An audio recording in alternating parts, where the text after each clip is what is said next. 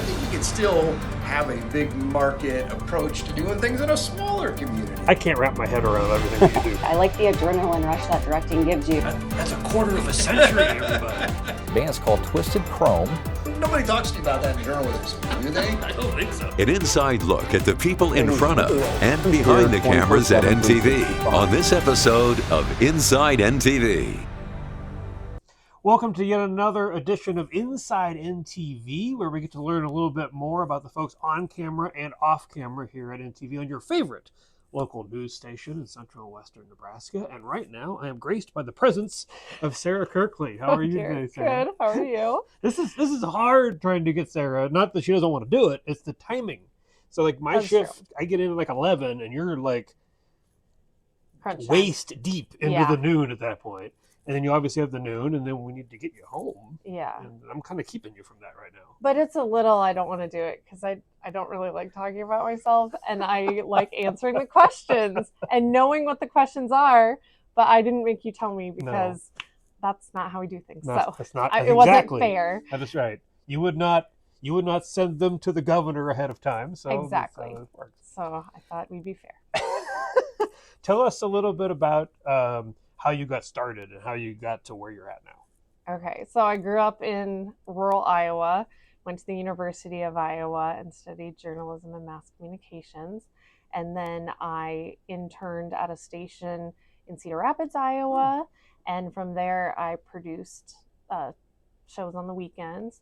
And then I sent my resume tape out all over the country. And I had a story about biodiesel on my resume tape, and surprise, surprise, news director in Nebraska thought that might be a good fit. So ended up working at one of the competition, and then for about 7-8 years, and then decided I was getting out of Nebraska and changing things, and then landed at NTV.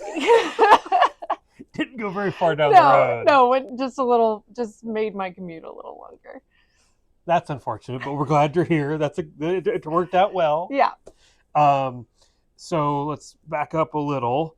So at your previous stop, which we don't want to advertise the competition, but there you reported and you did anchoring as well, right? Yes. Because one of the things that, besides your talent and ability, you also brought name recognition to NTV because people already knew who you were. A little bit. I mean, in central Nebraska, I feel like NTV is more known than the show I was on, which was on the... It was a 9 o'clock show, wasn't it? Yeah, but it was on the .2. Okay. It was, I think, Me TV or something at that point. Oh, My Network TV. Yeah. So I remember that. This is awkward, not saying the name of the station. But anyway, people can figure it out. They probably already know. You mentioned the biodiesel thing. And I bring that up because right before we hit record, we talked about how your dad has a biodiesel background. And I'm not going to ask all about your dad, but I do want to learn a little bit more about your family, what you can tell us. You know, you're growing up, and then now your immediate family that you have with you. You don't want to talk all about this thing that we were talking about? Sure. Tell me what he is. Why are his eyes beating? It's a stress ball / cell phone holder from... I guess I'm plugging this so they got their job done.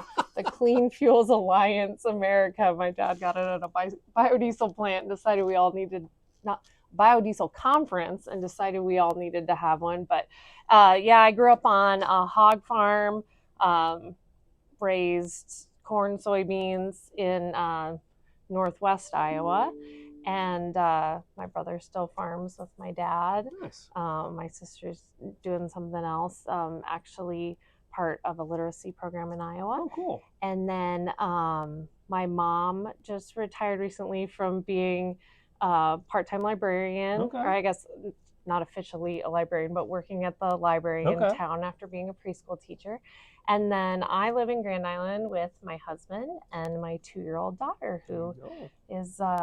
giving us attitude already. Oh, man. She doesn't keep you busy or anything, does she? No, not at all. Now, so let's walk through your day. Okay. Because, for me, I stretch and wake up at like a little before 8 in the morning.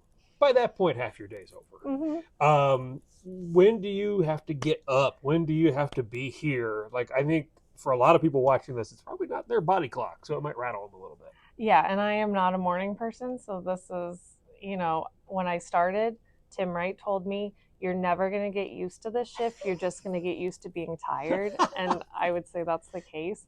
But I think my alarm starts going off at about 2:15-ish. And my poor husband, I think he's sleeping through it. I don't know. But I roll out of bed anywhere between 2:45, 3 o'clock. Want to get out the door by 3:30. Hopefully I'm here by 4:30. Sometimes it's a little closer to the news than I'd like it to be. Yeah, and luckily we have a great producer, Christian Schwartz, with the morning, so I'm able to do that. I don't have to come in and change a ton of stuff because he's pretty good at what he does. So then we have a few cut-ins. After that, we cut into Good Morning America. You'll see us. And we record some teases and briefs that tell you what's coming up on the noon show and what's coming up on the next day.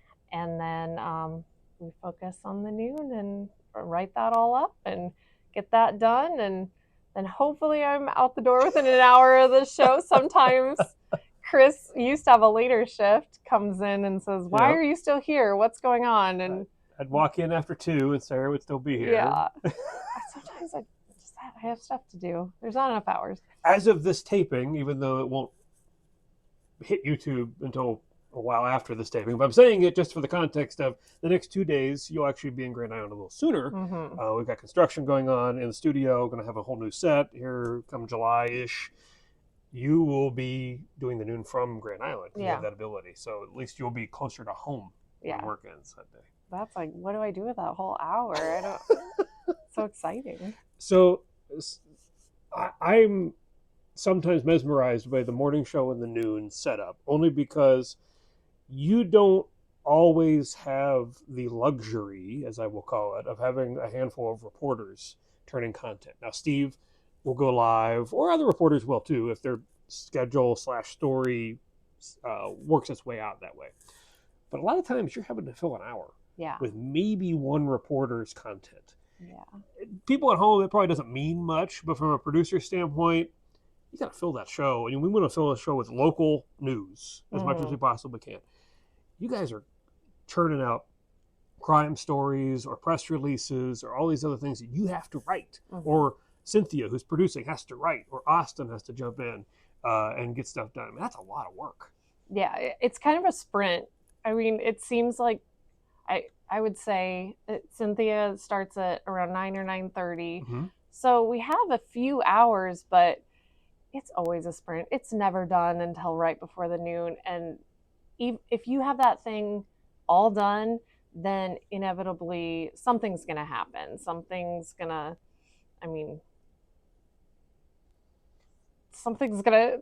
I want to say blow up, but I don't want to say that because I feel like that's insensitive, because something very literally could blow up. And I always have that feeling if I get done too soon when I'm producing a show, that just means something's wrong. Like I either missed something or something's going to happen. Yeah. When did you start morning show anchoring? Because you were weekends before you were morning show. Yes. Do you remember when that was? I think it was, we thought of this when Tim moved. And I thought I'd been on there for about 6 years now. Okay. Don't quote me on that. That's a lot of less sleep than normal. Yeah. We'll call it that. It is. When you were going from weekend to morning, obviously, I'm assuming, there was a pay raise. You get to anchor 5 days a week instead of having to run around like reporting 3 days, all that stuff, which you're very good at. What went through your mind when you're going from working at 2 p.m. to an 11, say Saturday, Sunday when you're on the desk, to I got to be there at 4:30 in the morning? Yeah. Well, I never wanted this schedule. And I think Steve actually said something to our boss at the time, Sarah's not going to take this job. Because, I never, ever, that was the one job I did not want to take, the morning show shift, because I just knew that my body's not built for that. But there was interest, so I said, let me do it for a week and see if I can do it. And, the weekends are a grind. When you're, a lot of times it's your newest reporters. So it's kind of a 24-hour job each day on the weekends to make sure you're getting breaking news that's happening, you're making sure you're tuned into everything that's going on. If your reporter had something at 8 a.m., then your shift might start at 8 a.m. when they call you to say something went wrong, or they're trying to bounce off ideas off you or whatever. So and you know what? A lot of things happen on the weekends, and you miss it for years and years and years. So I thought, I could get my weekends. I could maybe not have to grind as much anymore. And it's been fun. We've had some good staff on the morning show that are fun and kind of wake me up. Thank goodness, because some are louder than others. Yeah. So now we got Trey on morning sports. So we need to get him live. Tell Trey he needs to be in the morning. He needs to be here at 4 a.m. Get everything going. I know he would. He'd be the motivation for the day. Do you have so you got to the market? We talked about this the other day. 06. Yes. Okay. So we're pushing 18 years then, all told. Specifically NTV, we're not worried about the other place.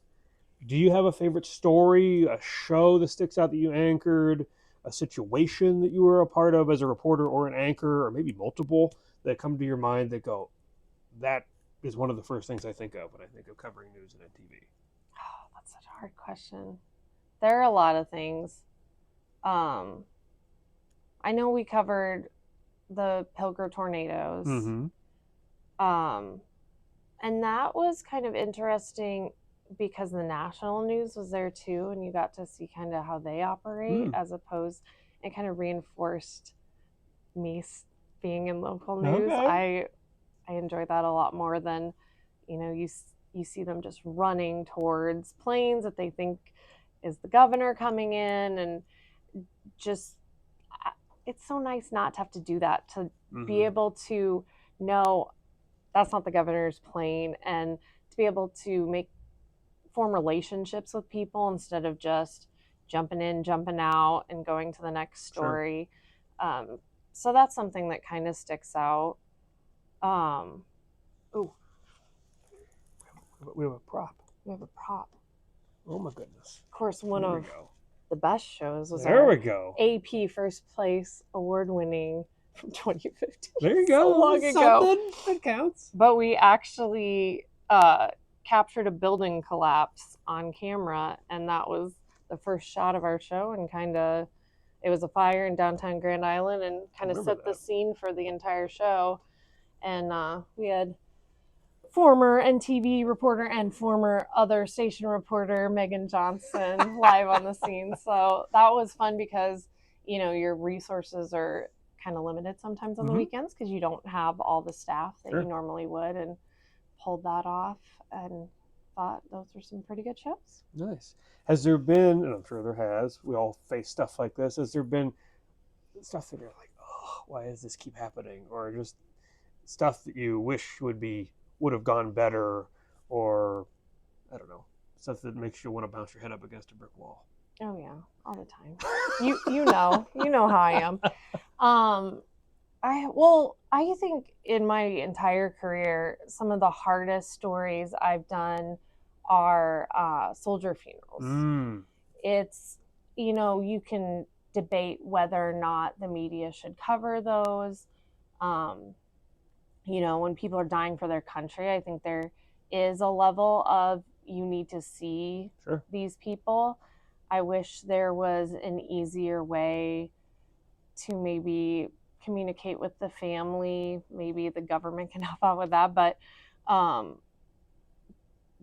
because people are grieving, and we show up in their worst time and just want to shove a camera in their face, and it's just not fun. And I've cried myself in my car being like, why do I have to do this? But those are probably some of the hardest things I've ever done. Josh is up for a see it. Oh, okay. I'll come. I'm getting here. Make that guy wait. What advice would you give to an up-and-coming journalist, TV journalist, that wants to get into the business right out of college? I would say work hard, don't get in it to just be on TV. I didn't really want to be on TV, and somehow here I am. I wanted to do more, photography and videography and things like that. But just know that it's not an easy job. You may see, people in nice suits, people in nice dresses just in front of the camera, but a lot of work goes in behind the scenes. There's a lot of days where you're in a snowstorm and snot's running down your nose and you have to be camera ready. And a lot of times we have those health minutes or health stories where they say, oh, to alleviate stress, maybe stop watching the news for a while. Well, you can't do that when you're reading the news. So it is, it's not all the time, but there are those hard elements. And I just want to make sure if you go in kind of with that bar set that this is going to be hard, you can have a good experience. Because I feel like quite a few people are blindsided by, they just thought it was more of an influencer thing or something like that. But, getting the facts right and going to where the story is, sometimes it's a hard job. You need your muck boots, as Steve White will tell you. Steve's getting a lot of shout outs in this. You said his name. I didn't bring it up. I know. I keep bringing him up. That's why I'm like, is this the Steve White behind the scenes or mine? And I'm kind of bouncing around. But when I got here in 2014, the Grand Island Bureau was yourself, Steve, and Megan Johnson. So while we obviously love having brand new reporters coming in and working with them and helping them get better, when I got here, you had 3 people in Grand Island that were all experienced, that all knew where everything was, and how to get there and how to do stuff. What was it like sharing a room like that as a reporter? It was nice. I just, you feel like everybody has their thing. You don't have to worry about them. They can get it done, and you can focus on what you're doing.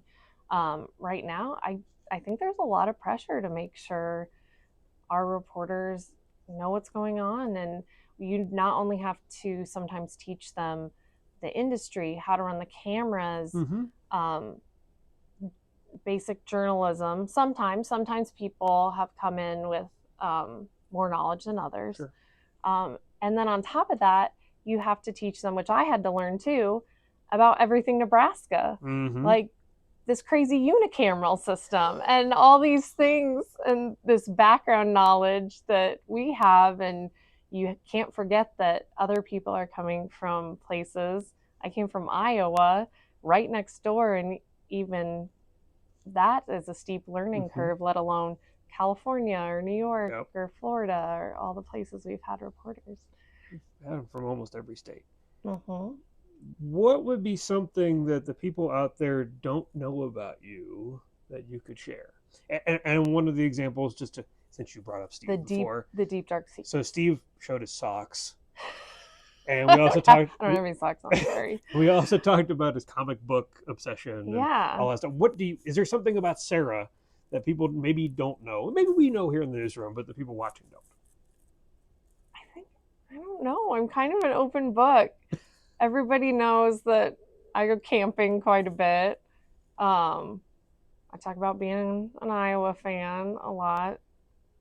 I push to get those into the show a little more. I've gotten some messages on social media about maybe how I should stop doing that. I don't know. Is there something that you think that people know? I'm trying to figure that out because, I'm trying to learn doing these too, quite frankly.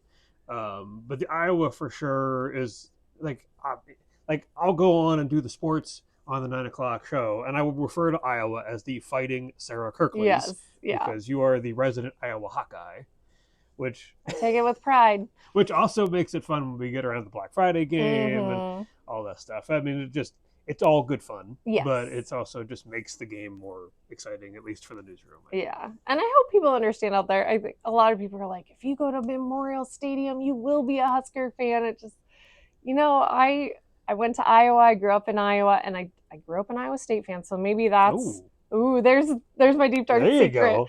Grew up an Iowa State fan, so I am the black sheep of my family. I went to Iowa, and a lot of my lifetime friends are from there. I met my husband there. So it's not just something I can be like, oh, let's go to Huskers. It's going to be with me forever. So sorry, Big Red.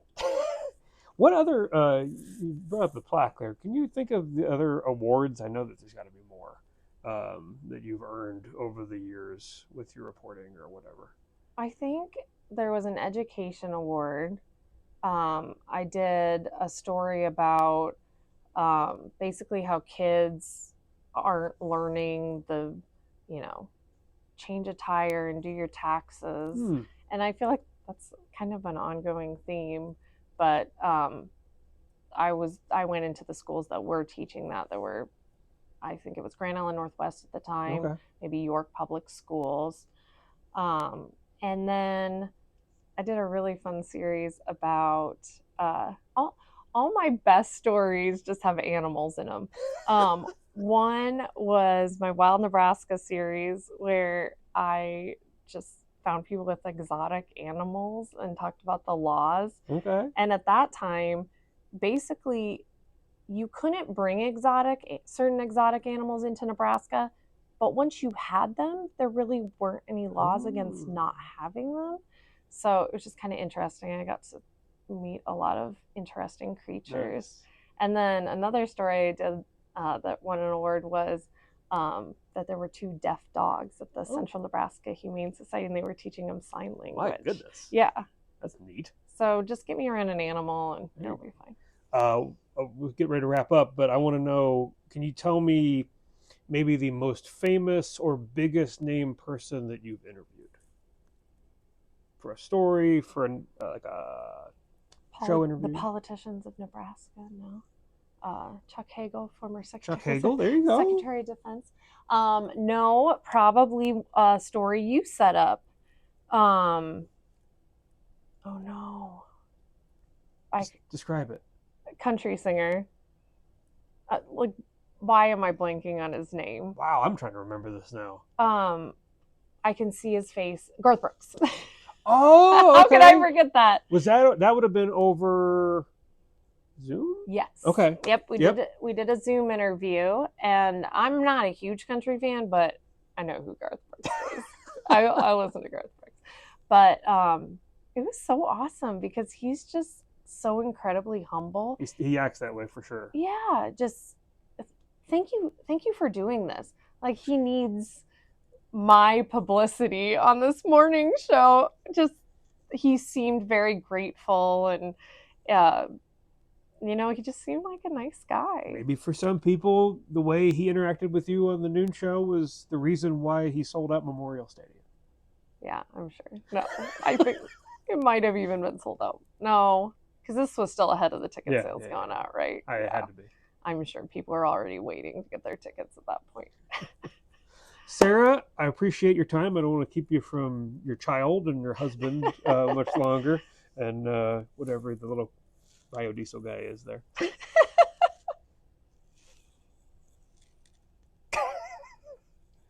There's your promo shot. There you go. We'll tell Tori. I appreciate it. Anything else you want to add?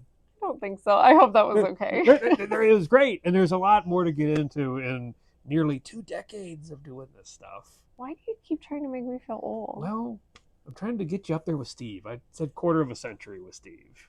I mentioned this on the Facebook Live, but when I got here, he'd been here for 7 years, and I was like, not me, man, not me. I mean, do you want me to say you're getting close to a fifth of a century? Is that worse? Yeah, Mauricio over here in the corner always tells me I'm 29 to make me feel better. There you go. So. How much is she paying you, Mauricio? Exactly. Sara, thank you so much. I'll let you get back to your stuff. All right. And thank you, everybody. We'll have another episode of Inside NTV next week.